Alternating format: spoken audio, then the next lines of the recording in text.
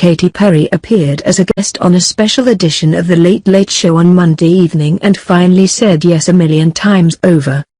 Yes, she wrote a new song about Taylor Swift and, yes, the singers have been engaged in a pretty intense feud for years now. Ever since Swift released the revenge track Bad Blood, a song clearly written about Perry, even if Taylor would not come directly out and state as much, Katy has mostly avoided the rivalry. She's mentioned it in vague terms here and there, but never to the extent that she discussed it last night with Corden. There's a situation. Honestly, it's really like she started it, and it's time for her to finish it, the singer told the comedian during a special installment of his carpool karaoke segment. Footage from the appearance is not available online. But Perry went on to confirm the accounts Swift gave back in the day. It's about backing dancers. There were 3 backing dancers, Perry told Corden. I tried to talk to her about it and she wouldn't speak to me. Swift has not cited Perry by name at any point in their feud. During an interview with Rolling Stone in promotion of her world tour, shortly after Bad Blood came out, however, she said the following. For years, I was never sure if we were friends or not. She would come up to me at awards shows and say something and walk away, and I would think, are we friends, or did she just give me the harshest insult of my life? Swift went on to say this fellow artist did something so horrible, elaborating. I was like, oh, we're just straight up enemies. And it wasn't even about a guy. It had to do with business. She basically tried to sabotage an entire arena tour. She tried to hire a bunch of people out from under me. And I'm surprisingly non-confrontational. You would not believe how much I hate conflict. So now I have to avoid her. It's awkward, and I don't like it. Maybe it's awkward for Swift and Perry.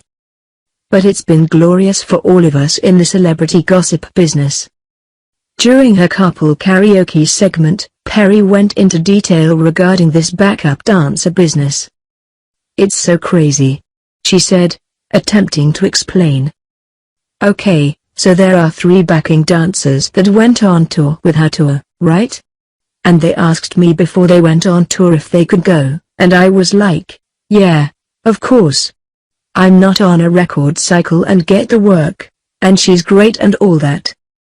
But I will be on a record cycle probably in about a year.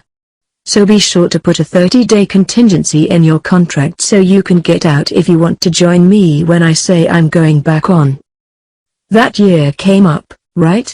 And I texted all of them because I'm very close with them and I said, look, just FYI, I'm about to start. I want to put the word out there. They said, okay, we're going to go and talk to management about it. And they did, and they got fired. Did Perry try to reasonably speak to Swift? Yes, she claims. I do the right thing any time that it feels like a fumble. It was a full shutdown and then she writes a song about me. I'm like, okay, cool. Cool. That's how you want to deal with it? Karma. Perry says she's ready for this BS to be done. But the ball is in Swift's court. There is the law of cause and effect. You do something and there's gonna be a reaction. And trust me, Daddy, there's gonna be a reaction, Perry says. Katy released Swish Swish earlier this month and just performed it on Saturday Night Live.